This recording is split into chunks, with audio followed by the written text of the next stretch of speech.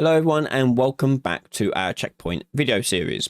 In the last episode we set up the basics of our checkpoint system, allowing us to respawn back at any previously met checkpoint. We're now going to make it so it's sequential, so we can't go backwards to a previous checkpoint, can only go forwards. So let's take a look at how we achieve that. Okay, so what we mean by sequential is that we've got a linear level, and when I hit this checkpoint, all good. But if I hit this checkpoint, I want this one to be the new one. And if I were to go backwards, it won't set it to this one anymore.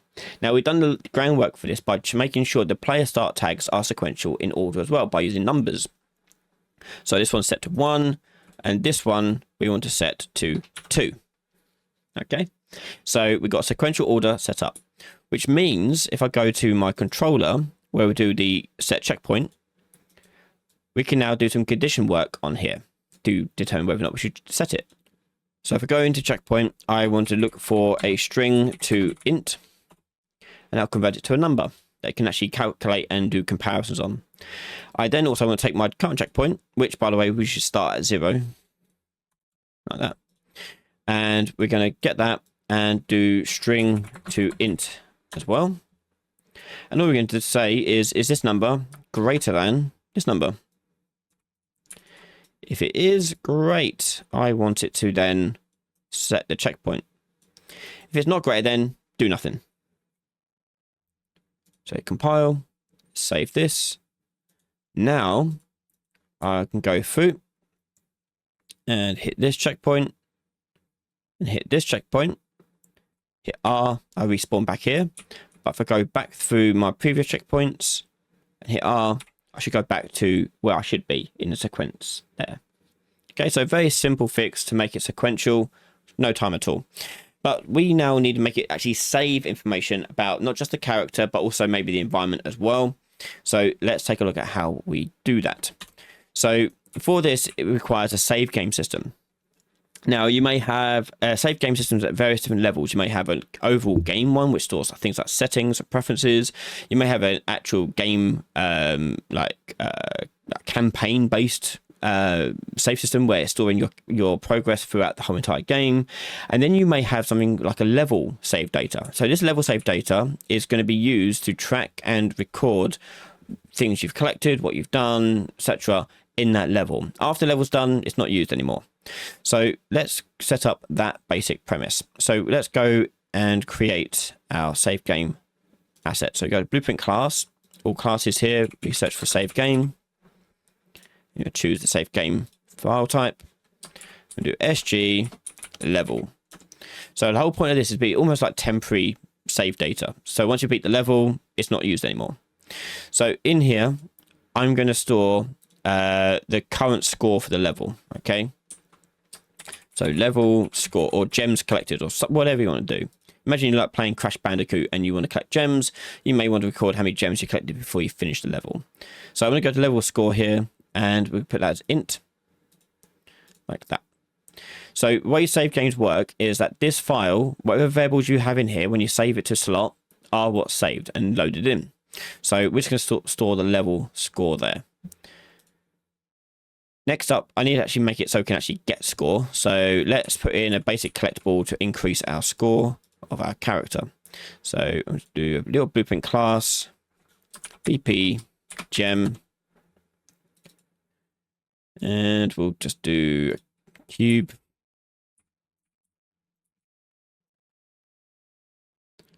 And we'll just rotate it a little bit to make it a little bit more fancy.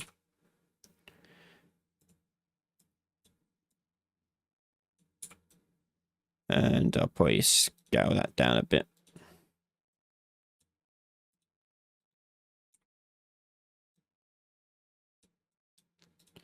Like that. And we'll add a sphere collision to it. And we'll just rise that up too.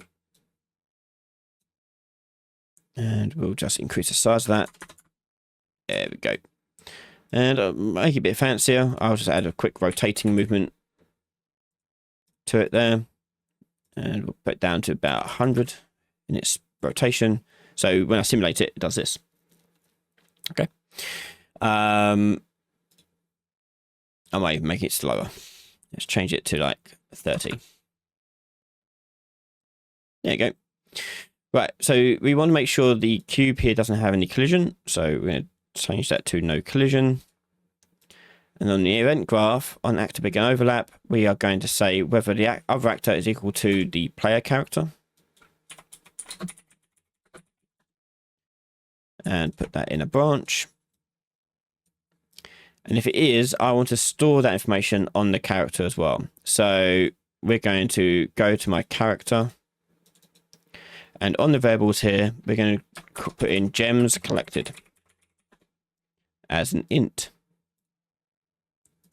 And we'll just make a function to handle that. We'll do one called collect gem.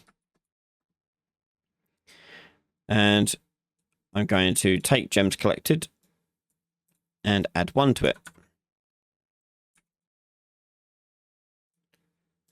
Sort of like that. Okay.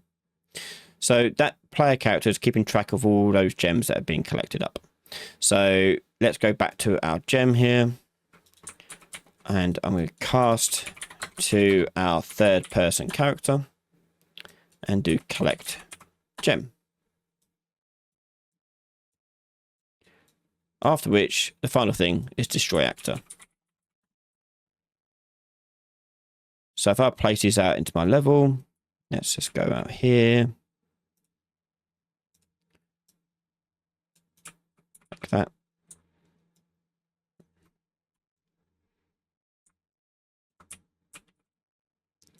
They're a bit big, but it'll do.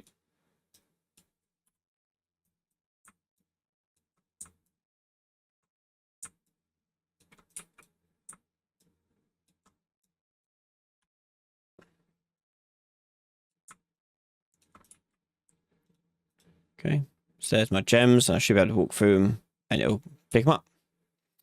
Okay, so we need a way to store this on the screen as well, or at least print it out.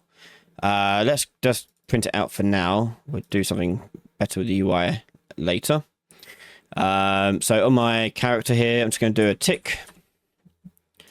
And we're going to do print string, printing out the gems collected into the in string, and set that as well to 0, like that. So in the top left hand corner, we should see our gems collected increase as I collect these up. Perfect. So the issue is that when I respawn, that goes back down to 0 because it's technically a new character. So what I want to do is save that progress when I hit a checkpoint. So we want to go to our controller and look at where we're doing set checkpoint. On here, I need to get our save data and save the player to it. So first of all, we need to create the save data. So what I'm going to do on my event graph on here, and we'll just put it at the end here. We'll do create save game object and choose SG level. We don't have to do any loading because every time you start the level for the controller, it's going to get the new one anyway. So from here, I'm going to promote to variable level save data, like so. So back on the set checkpoint over here, we can now drag that out and reference it. But we need to make a function on our save game object itself to save it. So I'm going to go to functions and do save player data. And that's going to require which characters it is actually saving. So we go in here, search for the third person character. Like that. And I can now call the save player data node inside my controller. I need to plug in the character, in which case I just do get player character and cast to third person character. Now I can just convert to pure cast, no big whoop, and put it into the character bin. So now we've got save play data. This needs to grab the level score inside of the character and put it in here. So from the character, I need to get the gems collected, store that into my variable level score, and then I need to tell it to save game to slot. save game object to be self, and the slot name will be here as level data, we'll call it. So that's saving the data. What about loading the data? Well, we go back to the third person character and go to where we are spawning in. So if I go create a begin play, I need to load player data. So let's make a function for that. Load player data.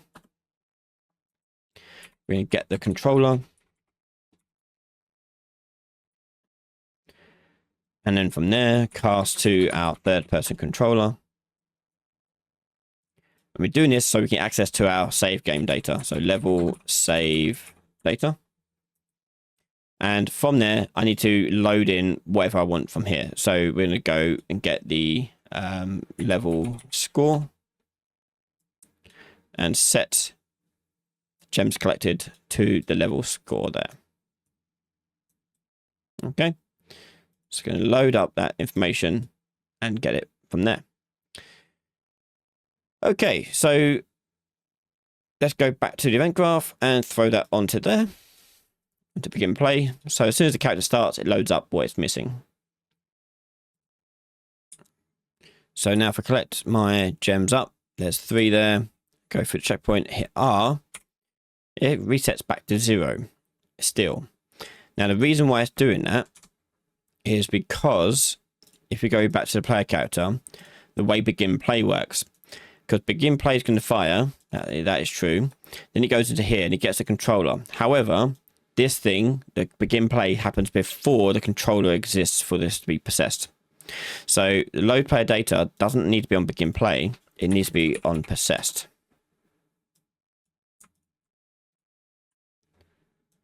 Like that. So now let's go into it and get the information. 3, respawn. I've still got 3. Now the thing this doesn't take account of is, oh, hang on, let me just get more space on there so we can actually see that happening. There you go.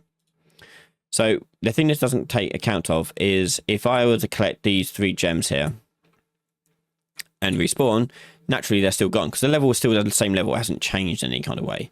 So if I wanted to next pick up these 2 and then I respawn before I got to the new checkpoint, those 2 are still going to be gone.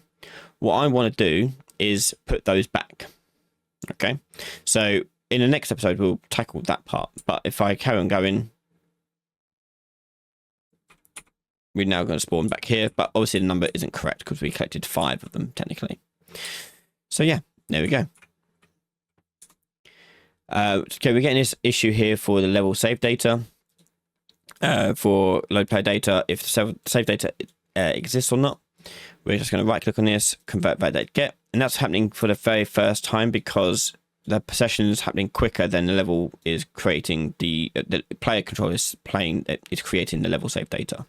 So let's make it convert to variable, a validated variable, and be fine. Okay. Okay, so there we go. We've now got a checkpoint system storing our values, but as we noticed, it isn't storing the persistence of the level. So what we'll be doing in the next episode is fixing that by using a flag system where we flag items for removal, and then we hit a checkpoint. That's when we actually remove them. So you can watch that next episode right now over on patreon.com/Ryan Laley. We can find all our videos early from just $1 a month. And if you want support in your own projects, consider becoming a Diamond Patron or check out our website for private training and tutorials where you can get support for your personal projects. Thank you for watching. Make sure you subscribe and I'll see you all in the next one. Bye for now.